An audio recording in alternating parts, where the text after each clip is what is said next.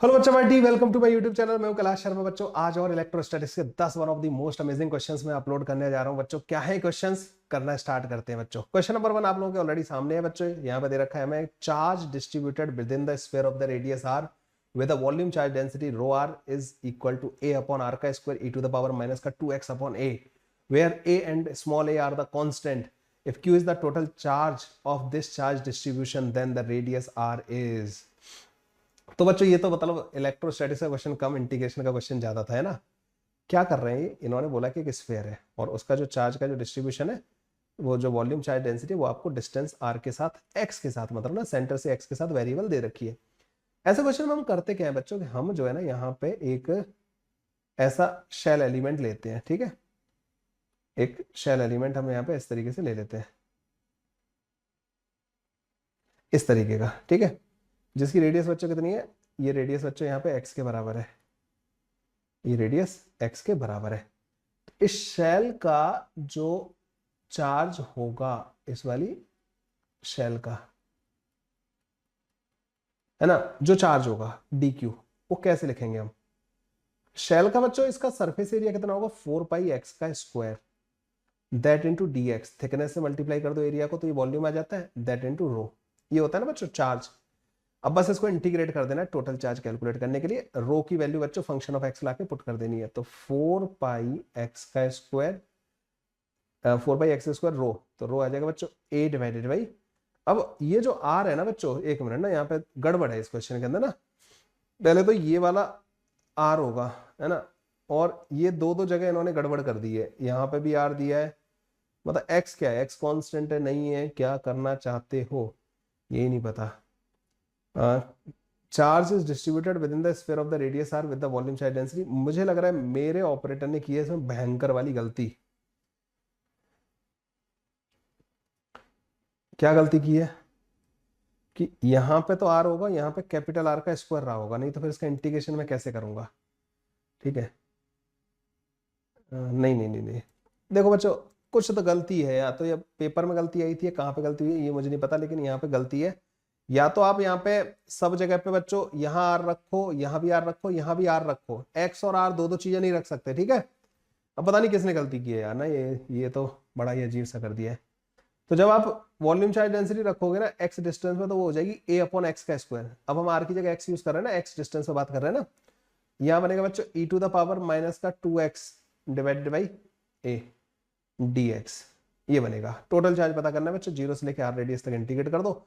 इसमें बच्चों कुछ गलती है, इसको ध्यान रखना, मतलब ना ये पता नहीं क्या ही दे दिया है यहाँ आर दे दिया, यहाँ एक्स दे दिया, यहाँ पे कैपिटल आर दे दिया। अब किसकी गलती है I don't know. X square से बच्चों एक्स स्क्वायर कट जाएगा, ये बनेगा बच्चों 4 पाई ए।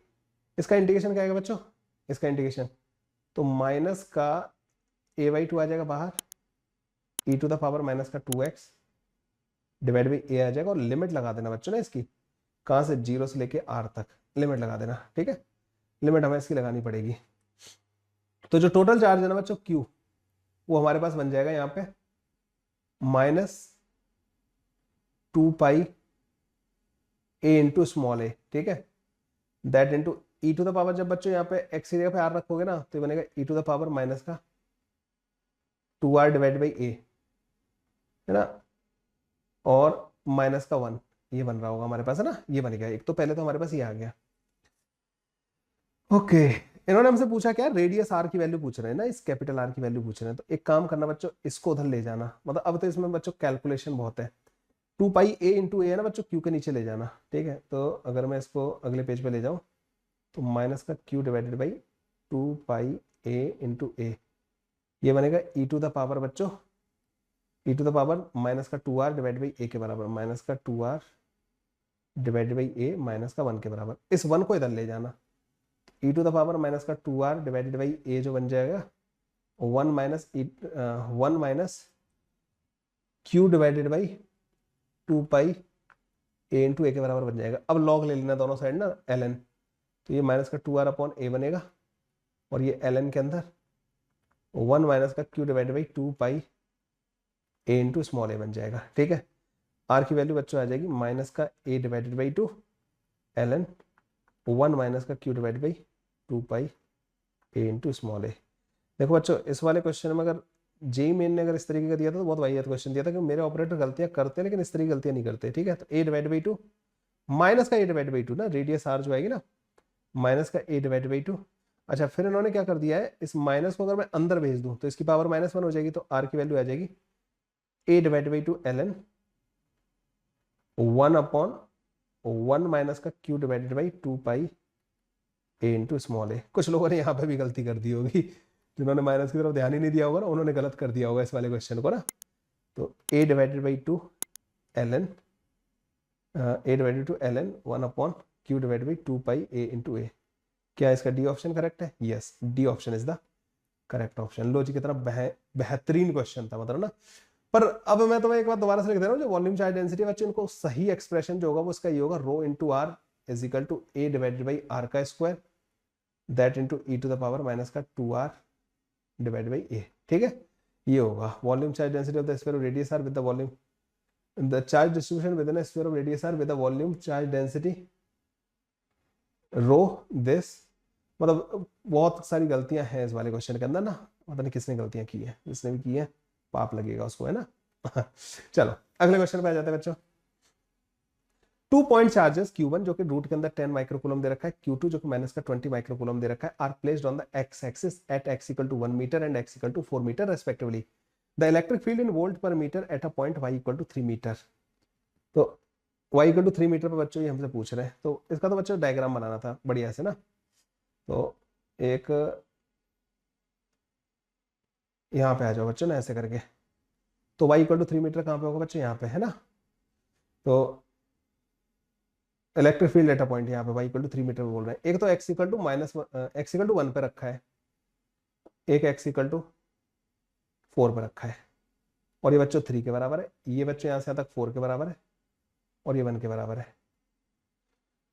तो इलेक्ट्रिक फील्ड की वैल्यू जो आएगी ना इसकी, इस वाले की बच्चों इधर की तरफ आएगी, और इसकी वजह से जो इलेक्ट्रिक फील्ड आएगा ना, हाँ वो माइनस का है ना, नेगेटिव चार्ज है ना दूसरा वाला, उसकी वजह से बच्चों इलेक्ट्रिक फील्ड इधर की तरफ आएगा, है ना।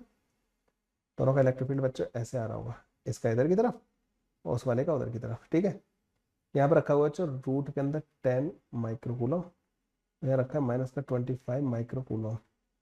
ये E1 होगा, ये E2 होगा।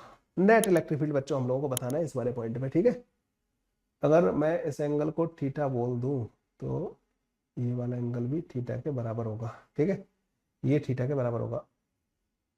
ओके, खैर अब वो तो हमें देखना पड़ेगा बच्चों ना। ये एंगल कितना है बच्चों? ये 4 है और ये 3 है ना, 3 और ये हो गया 4। तो ये एंगल बच्चों 53 डिग्री के बराबर आ रहा होगा। तो ये जो एंगल आएगा ना 180 माइनस का 53 के बराबर आ रहा होगा, 180 माइनस का 53 डिग्री के बराबर आ रहा होगा ये वाला एंगल। ठीक है, ये एंगल तो हम पहले पता कर लेंगे। तो E1 की जो वैल्यू आएगी ना बच्चों, E1 इसकी वाली की वजह से, तो K Q रूट के अंदर 10। अच्छा हमें वैसे इस एंगल को कैलकुलेट करने की जरूरत नहीं है ना, वो जरूरत ही नहीं है। ठीक है, देख लेंगे। K Q divided by Q जो है 10 माइनस का 6 भी आएगा, डिवाइड बाई R का स्क्वायर। ये जो डिस्टेंस आएगी बच्चों कितनी आएगी ये वाली?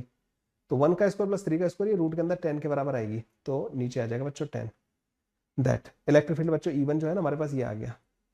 E1 के हम दो कंपोनेंट कर लेंगे बच्चों ना, E1 के क्या करेंगे? दो कंपोनेंट। E1 का एक कंपोनेंट ऊपर की तरफ और एक कंपोनेंट आएगा बच्चों इधर की तरफ। तो ये आएगा E1 cos थीटा और ये आएगा बच्चों E1 sin थीटा। अगर आप E1 की वैल्यू को ढंग से लिखो ना बच्चों, तो K की वैल्यू रख लो 9 इंटू 10⁻9।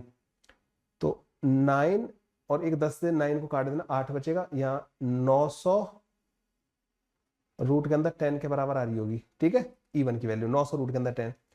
तो साइन थीटा बच्चों यहाँ पे कितना आएगा इस वाले ट्रायंगल में? साइन थीटा 1 रूट के अंदर 10 के बराबर आएगा। तो ये आ जाएगा E1 जो कितना है दैट इंटू 1 रूट के अंदर 10, तो ये आ जाएगा 900 के बराबर।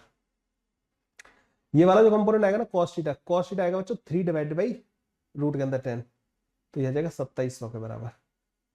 ठीक है, एक 2700 के बराबर आ गया, एक 900 के बराबर आ गया। E2 की वैल्यू पे आ जाओ बच्चों। ठीक है, E2 की वैल्यू जो आएगी ना बच्चों वो आएगी K जो कि 9 इंटू 10⁻9 है, चार्ज जो कि 25 के बराबर है, इंटू 10⁻⁻6 डिवाइडेड बाई R। ये डिस्टेंस कितना आएगा बच्चों? 5 के बराबर। अच्छा ये मीटर में ही दे रखे हैं, अच्छी बात है। चलो 5 का स्क्वायर मतलब 25 आ जाएगा नीचे, 25 से बच्चों 25 काट देना, ये आ जाएगा जब ये कटेगा ना यहाँ से, ये वाला भी कटेगा, तो ये 9000 आ रहा होगा, 9000 वोल्ट पर मीटर आ रहा होगा, ठीक है, वोल्ट पर मीटर। अब इसके दो कंपोनेंट, एक इधर की तरफ आएगा, एक इधर की तरफ आएगा। ये एंगल बच्चों 53 डिग्री के बराबर है, क्योंकि इस वाले ट्रायंगल में 4 है और ये 3 है, तो ये 53 डिग्री होगा, तो ये होगा E2 sin 53 और ये होगा E2 cos 53। E2 cos 53, cos 53 जो होता है वो 3/5 के बराबर होता है। 5 से डिवाइड करूंगा, 18 तो 54, मतलब 3/5, तो ये बनेगा 1800, तो 5400। और ये बनेगा बच्चों, ये वाला बनेगा 4/5, 7200, ठीक है, ये बन जाएगा हमारे पास ना। पता नहीं मुझे एक आध जीरो की कोई गलती तो नहीं कर दी ना मैंने कहीं पे। नीचे 5 का स्क्वायर मतलब 25 आ गया, ऊपर वाले में सब सही किया था, नीचे 10 आ रहा था, है ना, और इसमें 25 आ रहा है, ठीक है। उसका चार्ज भी 25 माइक्रोकूलम है, उसका √10 के बराबर था, ठीक है। देखते हैं तो नेट इलेक्ट्रिक फील्ड जो आएगा ना, अब इनके रिजल्टेंट पता करो बच्चों ना। 7200 माइनस का दिस, 7200 में से इसको माइनस करोगे तो ये 6300 आई कैप, और ये 5400 में से 2700 माइनस करोगे तो ये माइनस का 2700 जे कैप। ये बच्चों मेरे को सी ऑप्शन करेक्ट ऑप्शन लग रहा है। आई होप यही क्वेश्चन यही करेक्ट होगा। लो जी, C option is the correct option. बहुत ही प्यारा क्वेश्चन था, ये मुझे पसंद आया भाई ना, इलेक्ट्रिक फील्ड का एक क्वेश्चन, मतलब जो मुझे पसंद आया दैट इज दिस वन।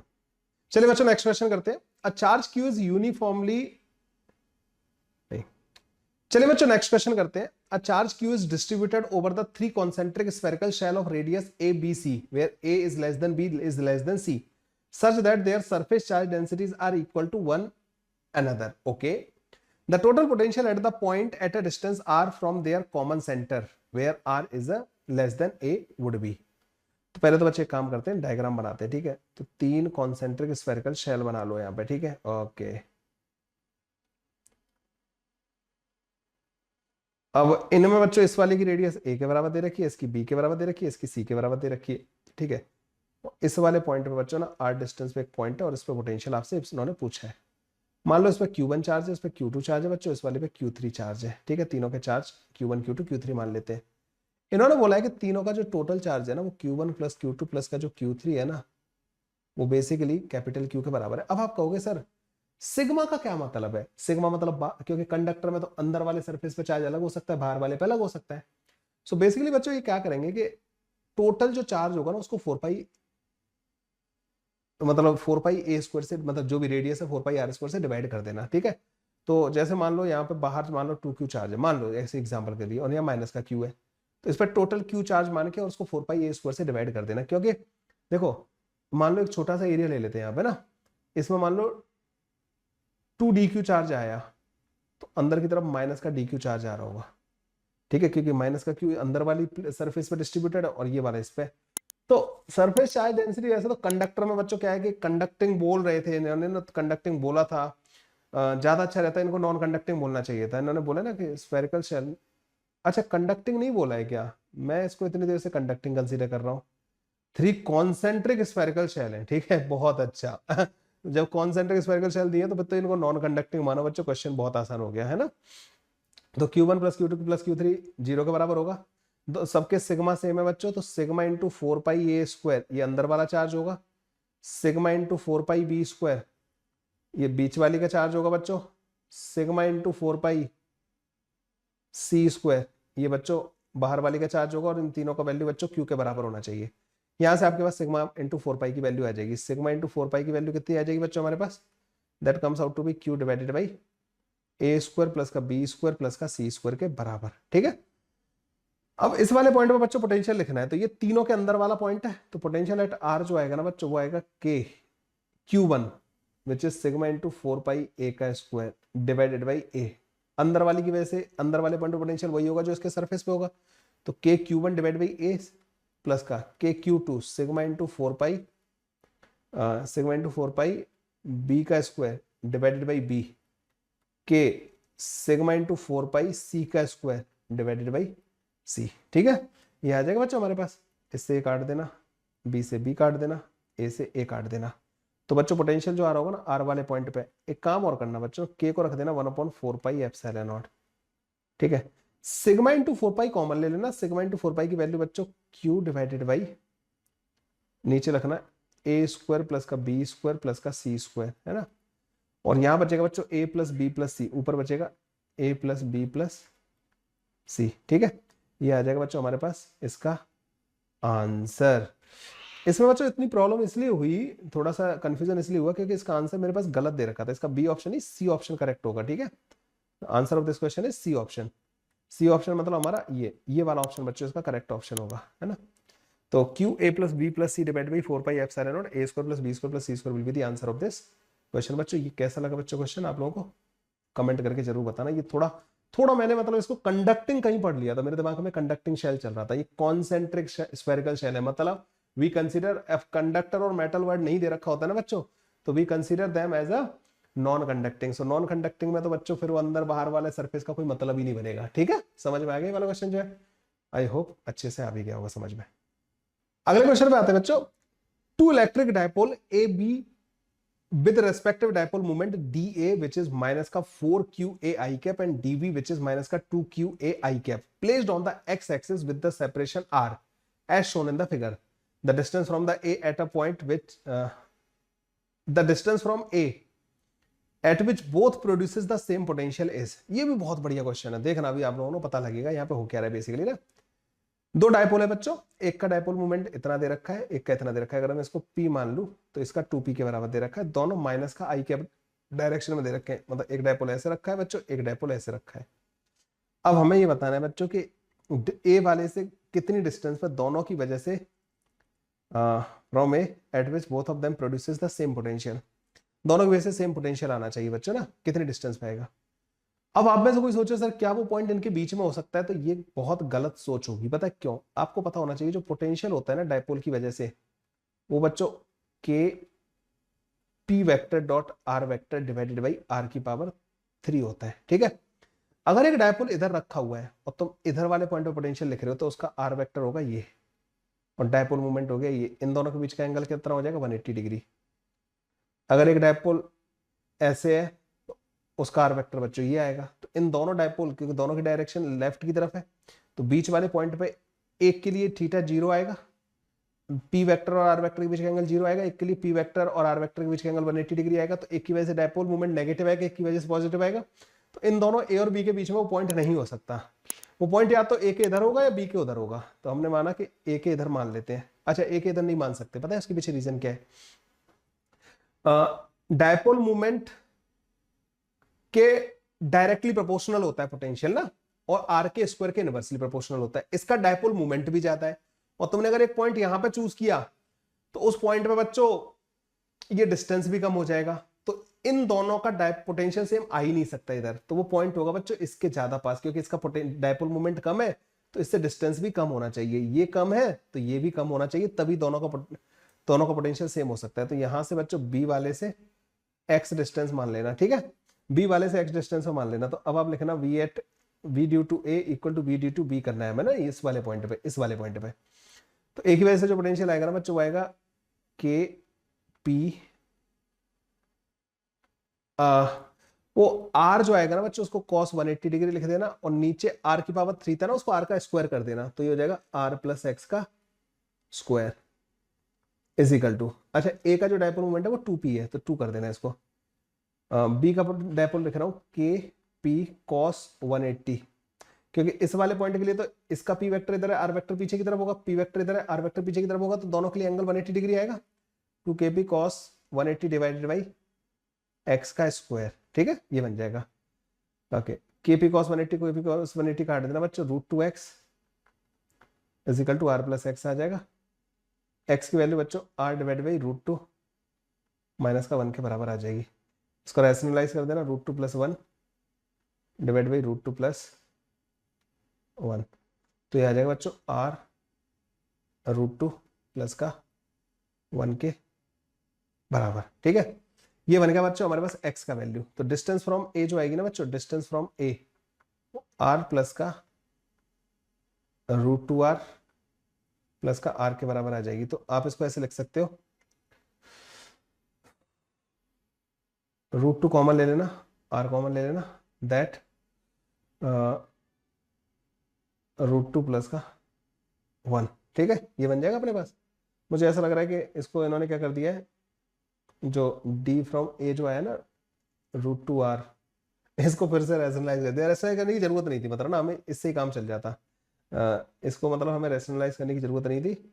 हमारे पास जो d फ्रॉम a से जो डिस्टेंस आ जाता ना, वो ये वाला डिस्टेंस लेना था हमें, r अपॉन √2 माइनस का 1 प्लस का r, क्योंकि ये डिस्टेंस x है ना, तो r ऐड करना पड़ेगा ना। तो d फ्रॉम a जो आ जाएगा बच्चों r प्लस का √2r माइनस का r डिवाइड बाई √2 माइनस का 1। तो ये कट जाएगा। तो ये वाला बच्चों बी वाला ऑप्शन हमारा करेक्ट ऑप्शन आ रहा होगा, यही हमारा करेक्ट ऑप्शन होना चाहिए। ठीक है, इस तरीके से बच्चों ये क्वेश्चन सॉल्व हो जाएगा। कितना प्यारा कॉन्सेप्ट है, आपने देखा इसमें।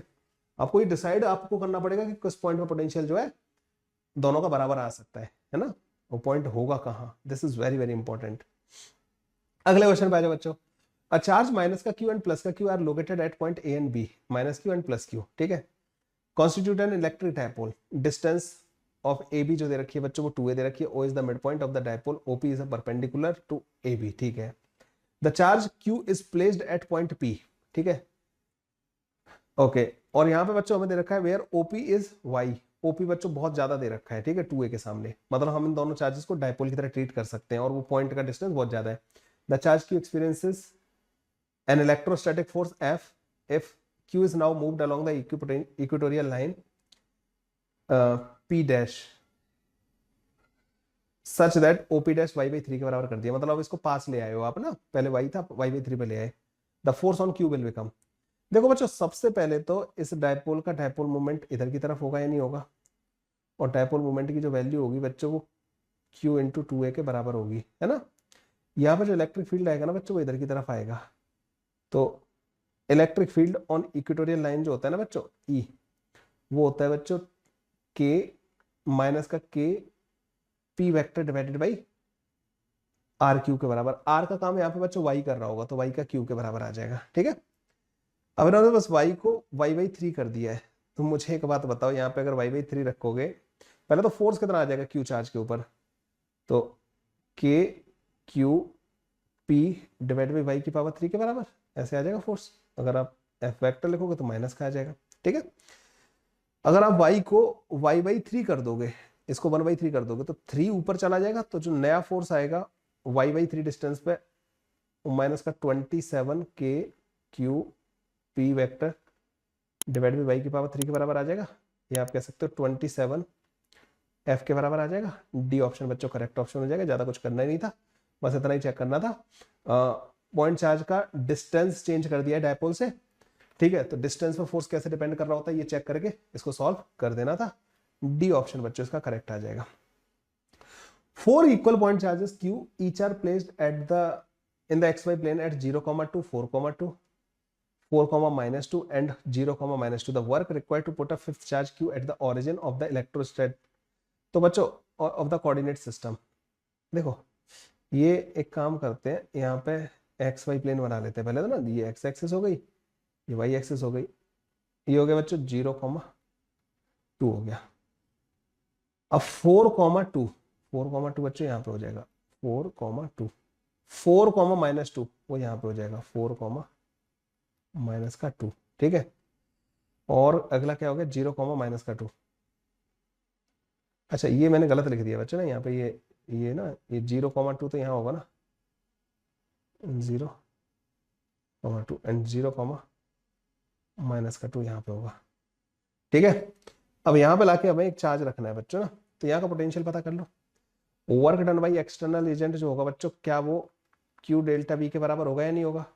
डेल्टा V क्या होगा बच्चों, Q V at origin minus का V एट इन्फिनिटी। आप एक जो पांचवें चार्ज को ला रहे हो इन्फिनिटी से लेके आ रहे हो, ऑरिजिन पे ला रहे हो, तो इन्फिनिटी में तो पोटेंशियल 0 होगा। इस ऑरिजिन का पोटेंशियल लिख लेना, तो work done by external agent जो आएगा ना बच्चों, वो Q into V at origin के बराबर आ जाएगा। अच्छा पांचवा चार्ज कैपिटल Q ही है, ठीक है, वो रख देंगे। ऑरिजिन पे पोटेंशियल लिख सकते हैं बच्चों, K क्यू डिवाइडेड बाई 2, ठीक है, ये 2 के बराबर दे रखा है, इसका 2 गुना कर देना क्योंकि इसकी वजह से भी उतना ही पोटेंशियल आएगा। ये डिस्टेंस कितनी आएगी बच्चों, ये 4 है और ये 2 है, तो ये डिस्टेंस कितनी आ जाएगी, रूट के अंदर 2 का स्क्वायर प्लस 4 का स्क्वायर, 4 का स्क्वायर 16 प्लस 4 रूट के अंदर 20 के बराबर आ जाएगी, ठीक है। तो प्लस का 2 टाइम्स के क्यू डिवाइडेड बाई रूट के अंदर 20, ठीक है।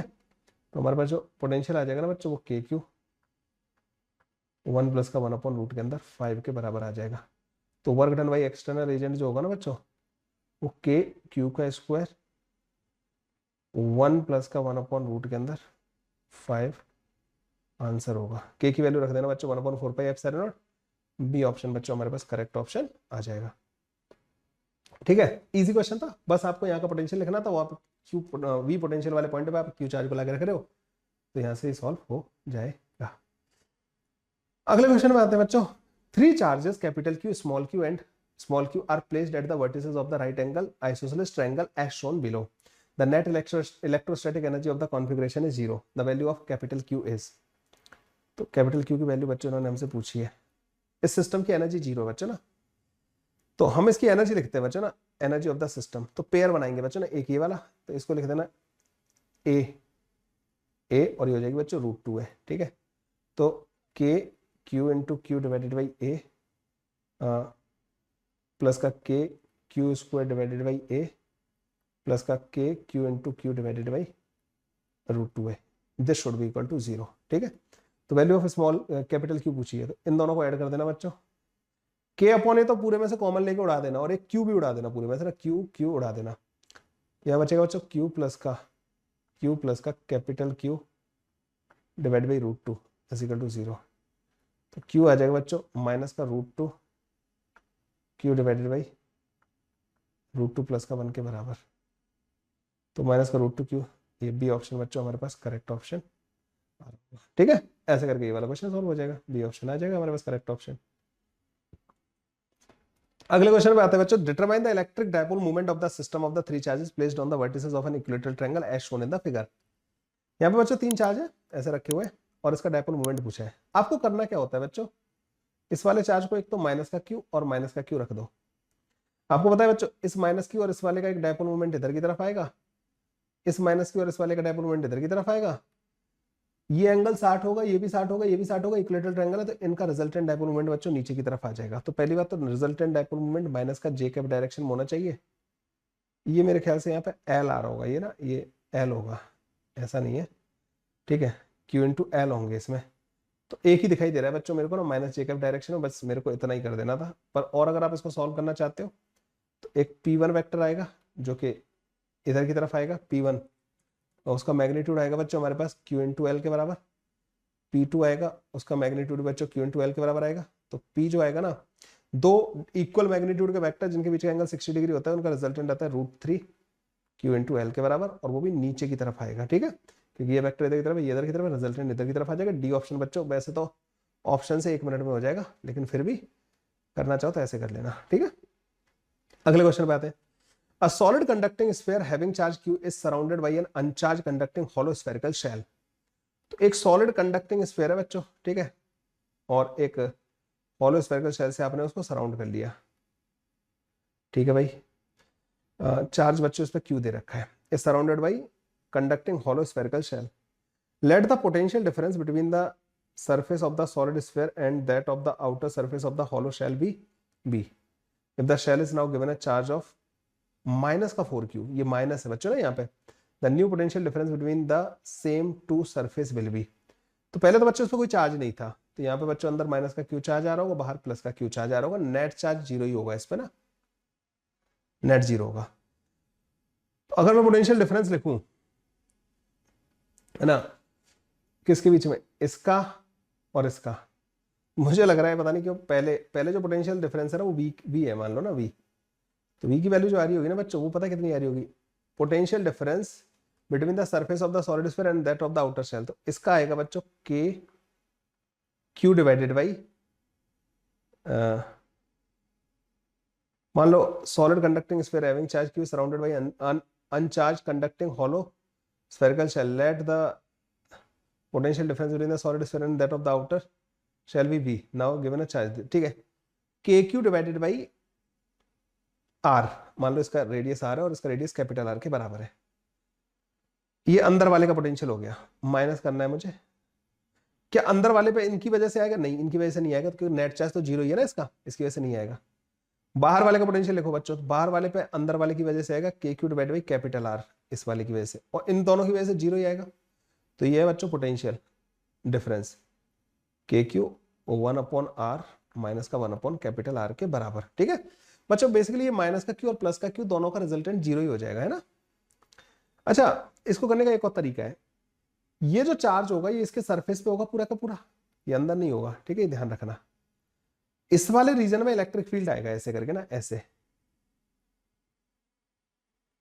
बाहर वाले को चाहे कितना भी चार्ज दे दो, अब आपने मान लो इसको माइनस का 4q चार्ज दे दिया, इस बाहर वाले को ना माइनस का 4q नेट चार्ज दे दिया, या प्लस 5q कुछ भी दे दो, वो चार्ज इस फील्ड को अफेक्ट नहीं करेगा। इस वाली जगह में जो फील्ड आएगा ना, वो तो अंदर वाले स्फीयर के चार्ज की वजह से ही आएगा।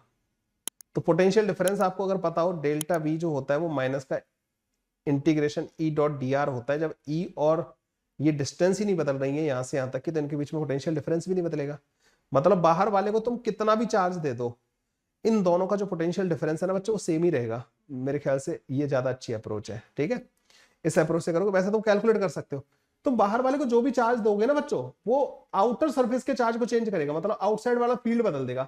हाँ, माना कि इसका पोटेंशियल बदल जाएगा, लेकिन उसी प्रोपोर्शन में इसका भी बदलेगा।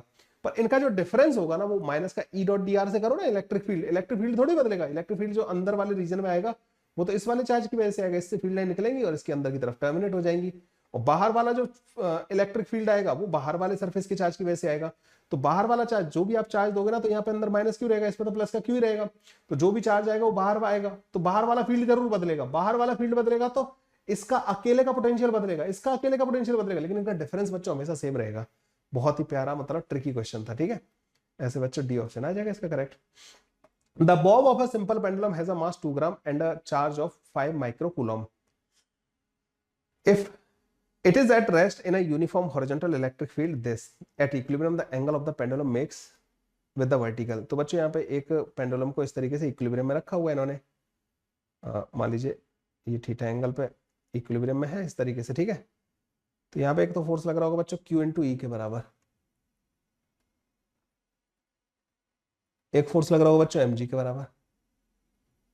तो ये एंगल अगर थीटा के बराबर है, तो टी कॉस थीटा बच्चों mg के बराबर आ जाएगा। टी साइन थीटा बच्चों हमारे पास Q इंटू ई के बराबर आ जाएगा।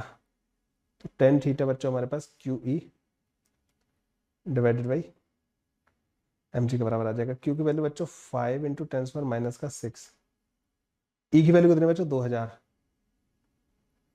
Divided by mg 2 into 10⁻³ into 10। ठीक है, देखो इसकी 3 जीरो और इसकी ये इसको काट देंगे। ठीक है, 10 से बच्चों ये कट जाएगा, तो टेन थीटा बच्चों हमारे पास 0.5 के बराबर आ रहा होगा, और थीटा जो है tan इनवर्स 0.5 के बराबर आ रहा होगा बच्चों। ये आंसर आ जाएगा।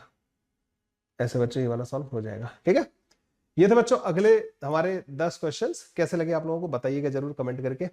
बाकी बच्चों आई होप आप एंजॉय कर रहे होंगे, जो भी मैंने आपको कंटेंट अपलोड किया है उसको सॉल्व कर रहे होंगे, बढ़िया से आपकी प्रिपरेशन चल रही होगी।